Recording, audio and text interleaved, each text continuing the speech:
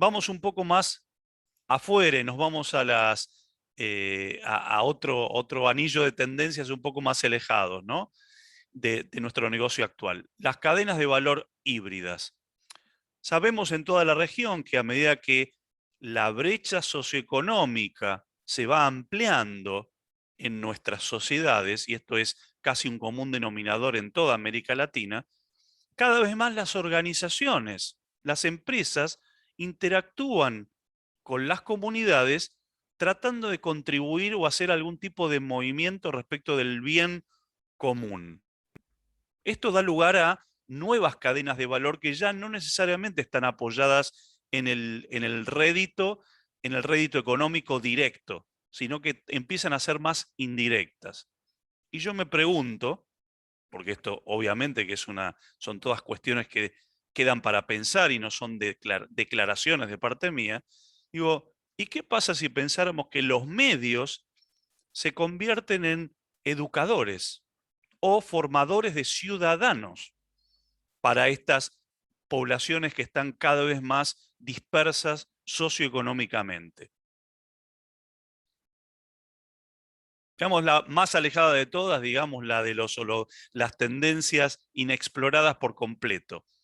Uno piensa que, claro, cuando yo tengo disponible la posibilidad de tener una virtualidad proyectada en el living de mi casa, digo, ¿y por qué no pensar en que la televisión y los diarios, los periódicos, sean una misma cosa y ya no haya distinción entre esta es la industria de la emisión de periódicos, la impresión de periódicos o las noticias en formato texto con las noticias en formato audiovisual y pasan a ser una misma cosa y tengo el locutor de una noticia en el living de mi casa y ya no existe la distinción entre ambos tipos de empresas. Entonces, esta forma de pensar las tendencias de manera cada vez más alejada de mi negocio actual, aún aquellas que parecen no tener relación con mi industria del momento, tenemos que empezar a verlas con los ojos de las posibilidades, de lo que me abre como posibles alternativas para tenerlas en cuenta.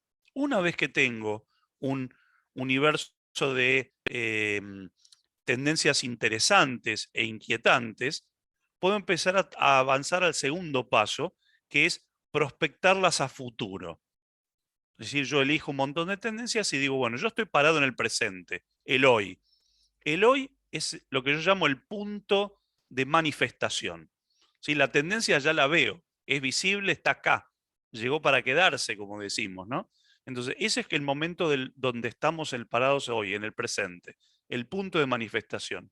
Pero esa tendencia tuvo un origen, y ese origen posiblemente tuvo que ver con cambios, el punto de origen, cambios en algunos valores que sustentaron esa tendencia a nivel tecnológico, a nivel social, a nivel cambios de hábitos, que se produjeron antes de que la tendencia se hiciera manifiesta, se consolidara. Y eso se voy hacia atrás. Pero si voy hacia adelante y me imagino a futuro, ¿qué va a pasar con esa tendencia? Tengo que tener en cuenta qué impacto puede tener a nivel político, económico, social, tecnológico, ambiental, legal o regulatorio, porque la tendencia puede tener un montón de implicancias en el largo plazo.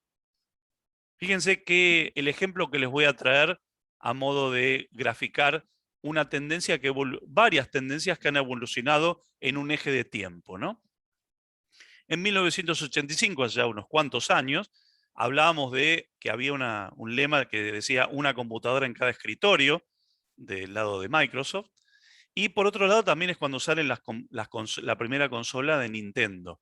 Dio origen al mundo masivo de los videojuegos. Después, un poquito más adelante, en el año 90, aparece la World Wide Web, la Internet, como la conocemos hoy, se inventa en el año 90. Y un poquito después, en el año 91, aparece el movimiento de código abierto de la mano del Linux, un sistema operativo gratuito, tan o más poderoso que el que usábamos en aquel momento, bastante más poderoso y totalmente libre, con código abierto. ¿no es cierto? Después avanzamos un poco más adelante y la incipiente Internet del 90 se convierte en algo totalmente explosivo por el acceso que nos permitía el Netscape Navigator, una empresa que terminó siendo desapareciendo, pero que fue el origen de la guerra de los browsers en la segunda mitad de los 90. En el 99 aparece otro movimiento, otra tendencia, que era el movimiento del peer-to-peer o el compartir de usuario a usuario contenido. En este caso, Napster lo popularizó por el hecho de compartir música y tuvo después sus problemas a nivel de propiedad intelectual, porque la industria logró aplastar, digamos, esta iniciativa. No obstante, el movimiento peer-to-peer o de usuario a usuario directo continuó. Y en el 2003 apareció la primera red social, como la imaginamos hoy, que era Second Life, que estaba pensada como un mundo virtual donde íbamos a interactuar, un poco todo lo que hacemos hoy con las redes sociales que conocemos, en modo texto, pero planteado en un mundo tridimensional, posiblemente adelantado a su época, más visionaria, pero plantó la semilla de la colaboración entre usuarios, potenciándola con un montón de otras funcionalidades de interacción que las primeras hechos de compartir archivos no tenían. Y eso además incorporaba también la lógica del mundo de divertirse y entretenerse que había nacido en la época de la Nintendo. Luego en el 2008 aparece blockchain, el principio de las criptomonedas. ¿Se hizo famoso en ese momento? No, pero sí sentó las bases para permitir el intercambio peer-to-peer de algo, en este caso bienes financieros, y que además está absolutamente protegido y es inviolable. O sea que además de poder compartir información de algún tipo entre los individuos, permitió que además nadie pudiera ver de qué se trataba y estaba securitizada. Todas estas tendencias, fíjense que a lo largo de muchos años, varias décadas, hoy dan como resultado que podemos pensar en que se puede aplicar la gamificación a todo o a muchos ámbitos, que haya préstamos entre personas, préstamos P2P, estamos encerrados o presentes en la economía de la atención.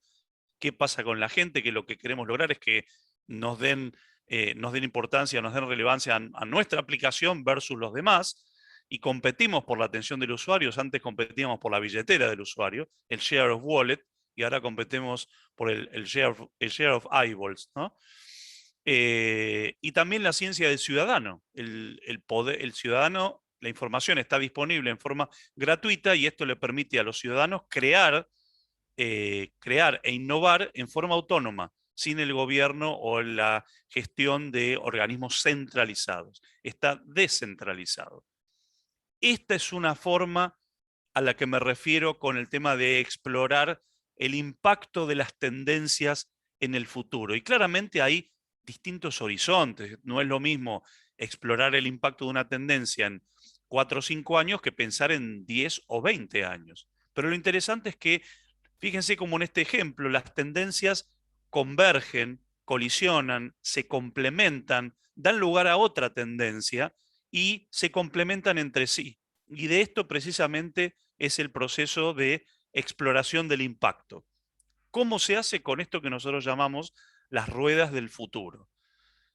Una vez que hayamos seleccionado un conjunto de tendencias que van a estar en el centro de esta estrella, en el centro de esta estrella están las tendencias que nosotros vemos hoy y que vamos a tratar de expandir hacia el exterior. Los anillos concéntricos hacia afuera hablan de horizontes de tiempo cada vez más alejados, un poco como esta linterna que yo les mencionaba antes, que a medida que yo me alejo, tiene un mayor diámetro. Por lo tanto, tiene menor precisión. Y eso está bien, porque no podemos predecir el futuro, ¿no? Entonces, el mismo criterio de las dimensiones del universo de tendencias que utilizamos antes para explorar las tendencias más relevantes, las más cercanas a las más alejadas de nuestro negocio, vamos a hacer para ver cuál puede ser el impacto de un conjunto de tendencias en el futuro, desde el punto de vista político, económico, político regulatorio, económico, ambiental, tecnológico, legal, y social. Cada uno de estos anillos tiene la lógica de que me voy alejando cada vez más en el tiempo. ¿Qué típicamente se utiliza cuando exploro esto? Hago este ejercicio con distintas compañías. Bueno, probablemente, generalmente el primer anillo hablamos de los primeros 5 años, lo que es más fácilmente inferible desde el presente, pero el segundo anillo ya estamos hablando de acá 10 años, ¿sí? Y el tercer anillo 20 años. Y yo le pregunto ahora si alguien se imaginaba con un BlackBerry en el 2011 en sus manos, si se iban a imaginar que el BlackBerry iba a desaparecer de la faz de la Tierra, como desapareció 10 años después. Y ese habría sido el anillo intermedio.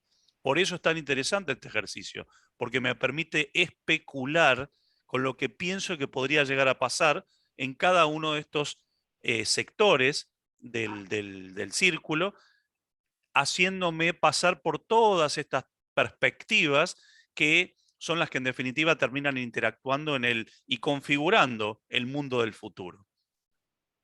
Esto una vez que hemos hecho este ejercicio, podemos empezar a pensar en los escenarios, ¿sí? Los escenarios futuros.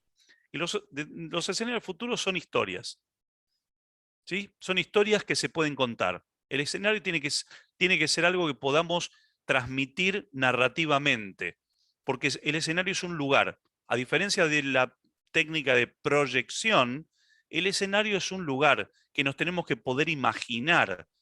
La gente cómo vive, las empresas a qué se dedican, cómo interactúan las personas, cómo es su día a día, ¿sí? Cómo me imagino un día en la vida de un editor de medios, de qué medios, cómo se entretienen las personas, en qué momento de su jornada, cuántas veces, con qué dispositivos, cómo compran y venden, cómo transaccionan. Y por eso hablamos de que el diseño de escenarios futuros tienen que ser historias que piensen en términos provocativos. Por eso son el resultado de creatividad e intuición, indudablemente. El conocimiento que ustedes tienen adquirido es muy importante, pero también es importante la investigación y los datos. Basarnos en información de base, de punto de partida, que sea creíble, que esté bien sustentada. Entonces, ¿cómo hacemos para imaginar estos escenarios? Nuevamente, para esto hay un método que nos permite salirnos de los esquemas tradicionales. Y esto lo hacemos a partir de una metodología que llamamos de los 3 mundos. Los escenarios futuros plantean que nosotros trabajemos con 3 visiones de la realidad futura. En la primera lo llamamos el mundo de la abundancia, que es una visión utópica del futuro, donde decimos que hay una transformación positiva de la sociedad, de la realidad, y que todos los factores de producción, tecnológicos y consumo nos llevan hacia un mundo mejor. Eso que todos nos imaginamos que queremos para nuestras sociedades. La segunda alternativa, el segundo tipo de mundo, es el mundo racional o el mundo del mercado, donde los que prevalecen son las reglas de la globalización y la convergencia que venimos viendo y que vienen avanzando sin parar desde hace varias décadas. Y esto es lo que logramos transformar en una visión racional, lo convertimos en un mundo que racionalmente del cual podemos partir desde el día de hoy. El tercero es el mundo fortaleza, la visión totalmente opuesta al de abundancia, una visión distópica, donde realmente las fuerzas de mercado, políticas, de gobierno y de innovación van en contra del desarrollo de la humanidad y promueven y exacerban aún más las tensiones sociales y con el medio ambiente, la degradación del medio ambiente. Entonces, al imaginarnos estos 3 tipos de mundos, vamos a poder pensar en términos no convencionales respecto de lo que pensamos y conocemos hoy. La primera versión podríamos decir que el primer mundo es la economía del propósito, donde siempre estoy buscando un fin superior.